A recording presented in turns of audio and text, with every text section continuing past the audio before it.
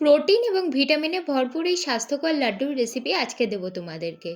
শরীরের উইকনেস যাতে এবং সারাদিন ধরে এনার্জেটিক রাখার জন্য শরীরকে এই ধরনের ঘরোয়া নুস্খা খুবই প্রয়োজন। বেশি কথা না বলে শুরু করা যাক। প্রথমে 200 গ্রাম ভাজা ছোলা মিক্সার ছাতু বানিয়ে ফেলতে হবে। এরপরে নিতে হবে কিছু ড্রাই ফ্রুটস এবং সিডস, যেগুলো ভিটামিন আর মিনারেলসে ভরপুর।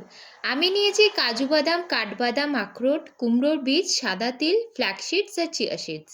তোমাদের পছন্দ মতো তোমরা চেঞ্জেস করতে পারো। এই পুরো ব্যাচটাকে শুকনো খোলায় হালকা রোস্ট করে মিক্সারে একটা দরদরা পাউডার বানাবে, যাতে লাড্ডুটা খাওয়ার সময় মুখে একটা বাইট আসে।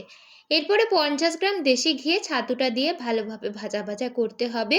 প্রায় 10 মিনিট ভাজা হওয়ার পর মিক্সার থেকে ঘি ছেড়ে দিলে বাদামের পাউডারটা দিয়ে আরও 2 চামচ ঘি অ্যাড করে আরও 5 মিনিট ভেজে একটা নাটি ফ্লেভার আসা পর্যন্ত ভালোভাবে নাড়াচাড়া করে প্লেটে তুলে খুব ভালো করে ঠান্ডা করে ওপর থেকে এলাচের গুঁড়ো এবং সুগার ফ্রি লাইটের পাউডার বানিয়ে এক মুঠো মিশিয়ে হাতে অল্প অল্প ঘি লাগিয়ে চেপে চেপে গোল করলেই রেডি হয়ে যাবে এই হেলদি লাড্ডু।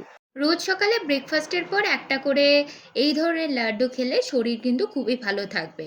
আর ভিডিওটা ভালো লাগলে অবশ্যই একটা লাইক, শেয়ার এবং সাবস্ক্রাইব করে যাবে নেক্সট কি আসছে সেটা দেখার জন্য। Thank you.